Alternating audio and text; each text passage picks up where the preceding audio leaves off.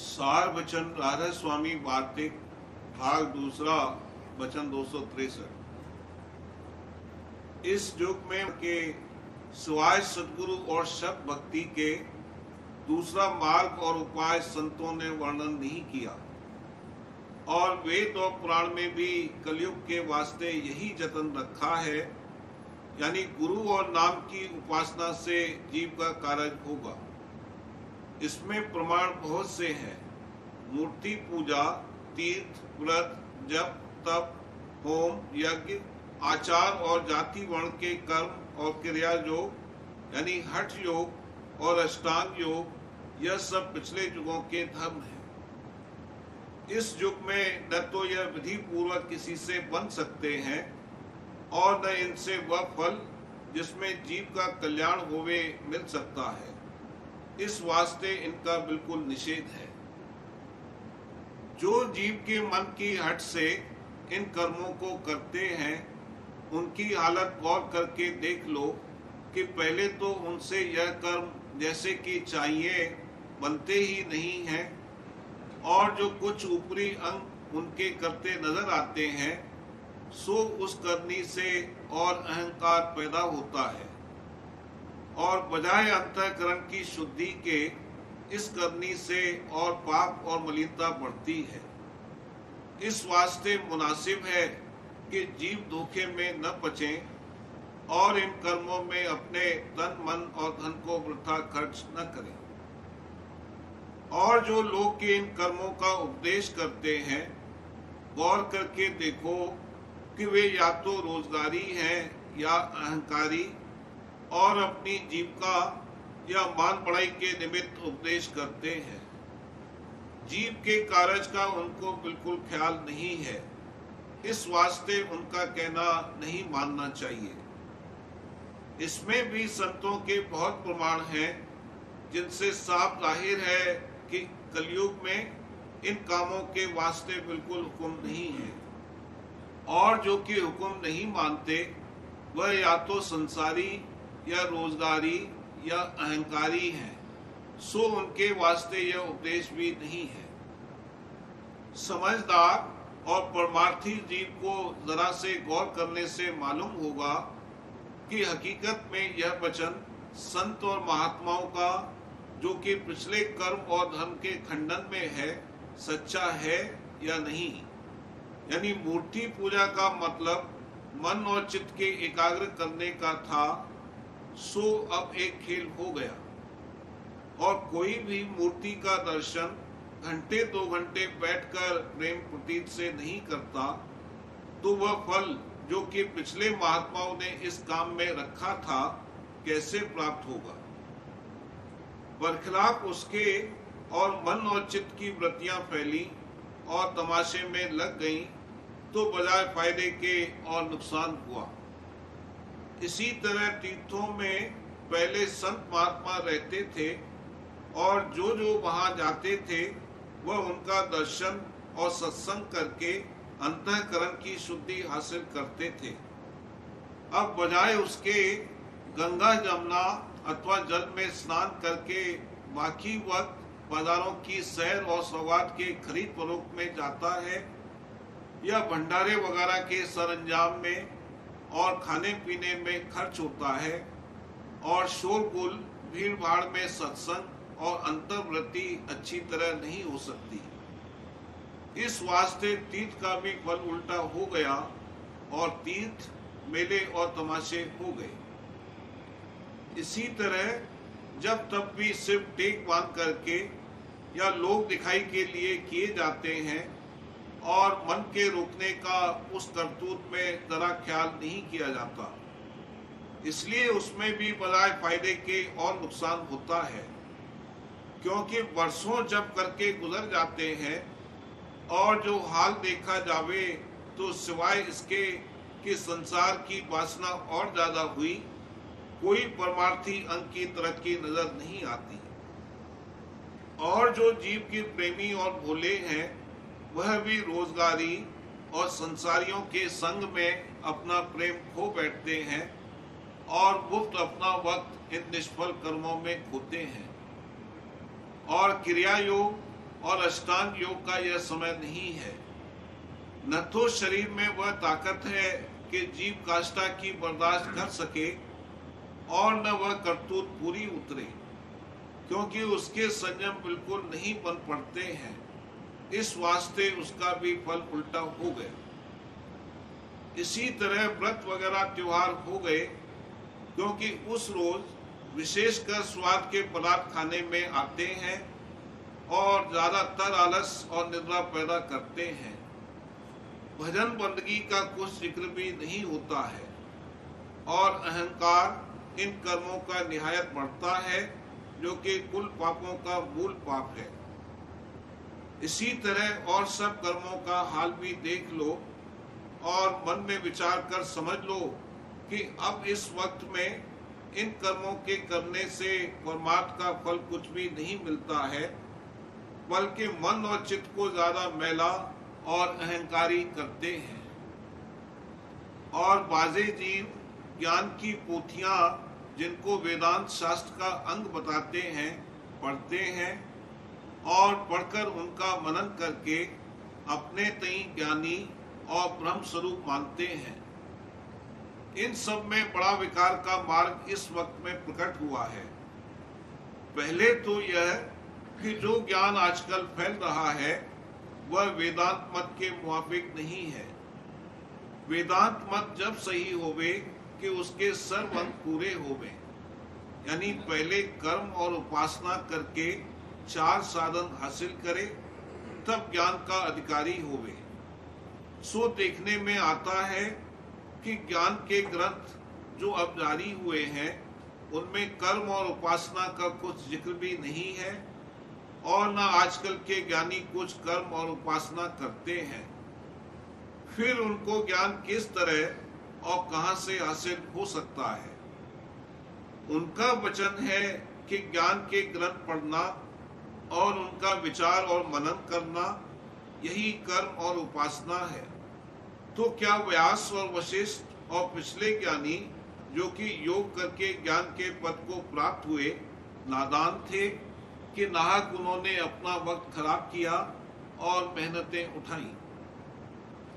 ऐसा ज्ञान जो कि आजकल जारी है निहायत आसान, हर किसी को चंद रोज में हासिल हो सकता है, क्योंकि 2-4 ग्रंथों का पढ़ना और समझना यही साधन और यही सिद्धांत है और मन के निर्मल और निश्चल करने की कुछ जरूरत नहीं।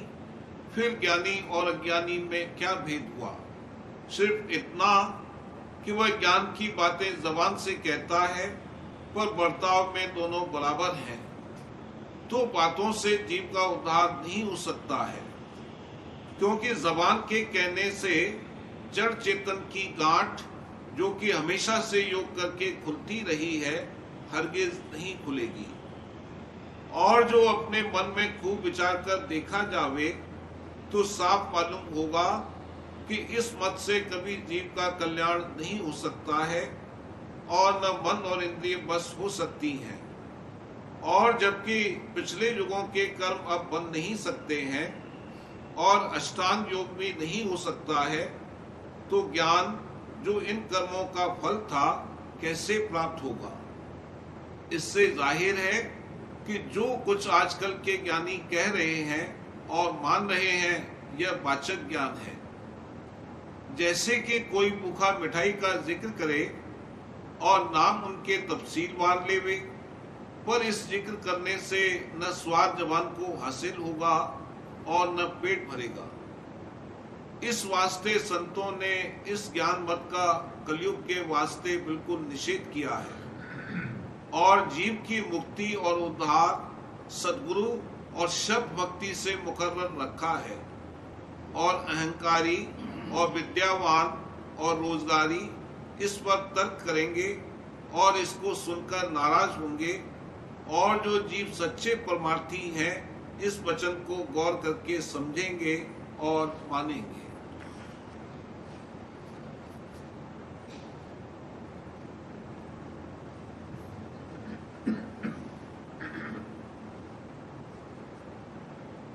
बचन महाराज साहब, बचन 93। प्रेम से सब रचना हुई है और कायम है, और प्रेम से ही प्रकाश है। देखो, सूरज और चांद वगैरह में जो इस कदर प्रकाश है वो प्रेम की ही छटा से है, और ये सूरज चांद वगैरह पिंड से ताल्लुक रखते हैं। वे ब्रह्मांड में किस कदर प्रकाश और नूर होगा, और जिस कदर प्रेम का प्रकाश होगा उसी कदर अंधेरा माया का कम होगा।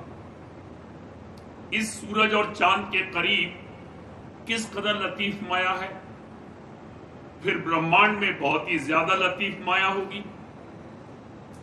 जहां प्रेम नहीं है वहां माया का गलबा होगा, और जहां प्रेम का नूर मौजूद है वहां माया का अंधेरा नहीं रह सकता। सत्यलोक में प्रेम का सिंध है, वहां जो थोड़ी माया है भी तो वो भी उसके प्रताप से सत्य, कुदरत और प्रकाशवान हो रही है। फिर जहां की प्रेम का सोत-पोत है वहां के नूर का क्या अंदाज हो सकता है, वहां तो अंधेरे का नाम निशान भी नहीं है। जिसके घट में प्रेम प्रकट हो उसकी महिमा क्या कही जा सकती है। जब प्रेम प्रकट हुआ तो सब अंधेरा दूर हो जाता है। वाणी में कहा है कि हंसों का जिस्म 12-12 सूरज के नूर के मुआफिक प्रकाश रखता है, और हंसनियों का 4-4 सूरज के मुआफिक। प्रेम सब जगह मौजूद है और सबके घट में इसका प्रकाश है। अलबत्ते इतना फर्क है कि कहीं बूंद रूप और कहीं लहर समान और कहीं सिंध स्वरूप, और एक जगह है प्रेम का सोत-पोत है। प्रेम का प्रकाश घट घट में इसी तरह मौजूद है जैसे दूध में घी या काठ में अग्नि। अब अगर दूध में से घी निकालना मंजूर हो तो उसको बिलोना चाहिए, और अगर काठ में से आग निकालना चाहें तो किसी ऐसी चीज के पास ले जावें कि जिसमें शोला प्रकट हो। ऐसी चीज संत सद्गुरु हैं। वही प्रेम की चिंगी इसके घट में लगावेंगे, और वही उसको रोशन करने के लिए जब जब जैसा मुनासिब होगा जतन करेंगे। जैसा कि आग रोशन करने के लिए जतन करना होता है, तो जिस लकड़ी को प्रकाश स्वरूप बनाना मंजूर है उसको जलती हुई लकड़ी के पास रख देना चाहिए, या जो जलती हुई लकड़ी न मिले तो कई लकड़ियों को जिनमें चिंगी पड़ी हुई है इकट्ठा रखने से भी थोड़ी देर में शोला बरामद होगा। इससे मतलब साध संग से है। साध संग से भी प्रेम की तरक्की हो सकती है, मगर जल्दी काम संत सद्गुरु से ही बनेगा। भाग छठा, मिश्रित, वचन 94। आमतौर पर संत मत प्रकट किए जाने की ख्वाहिश। बाज़े सत्संगियों की ख्वाहिश होती है कि आमतौर पर संत मत प्रकट किया जावे और कोई पैम्फलेट यानी छोटी पुस्तक छप जावे, मगर अभी मौज नहीं है। संसारी लोगों को कदर नहीं है। पढ़ेंगे और बहुत हुआ तो कहेंगे वेरी एक्स्ट्राऑर्डिनरी, यानी बहुत अनूठा है, और चुप करके पुस्तक ताक पर धर देंगे। कहने का मुद्दा ये कि संत मत अधिकारी प्रति है, अनअधिकारी प्रति नहीं है। जैसे अगले जमाने में ओंकार का मंत्र सिर्फ अधिकारियों को बतलाते थे, अनअधिकारियों को नहीं सुनाते थे, इसी तरह आमतौर पर संत मत प्रकट करने के लिए अभी जीवों का अधिकार नहीं है। वैसे तो वचन वाणी स्वामी जी महाराज और हुजूर महाराज के मौजूद हैं, और भी वक्त मुनासिब पर होंगे, मगर लोग नाचने लगेंगे।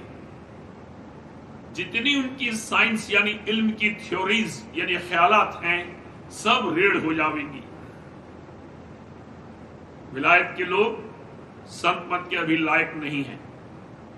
इनकी बेरूनी ताकत बड़ी तेज होती है, खास करके क्रोध अंग उनमें विशेष होता है, और रग रग उनके भरम से भरे हुए हैं। ये जब सत्संग में आवेंगे तब बड़ी बड़ी सूरतें पैदा करेंगे और बड़े नखरे मचावेंगे, यानी मन उनका बड़ा चक्कर लावेगा। वाणी में बाज ऐसे लफ्ज हैं कि लोग समझते हैं कि हंसी की है, मगर एक एक अक्षर में गूढ़ मतलब है।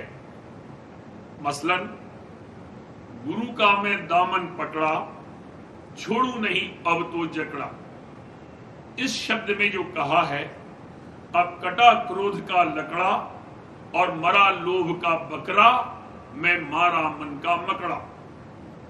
इसका अर्थ यह है कि जैसे लकड़ा खुश्क होता है वैसे ही क्रोध भी खुश्क होता है।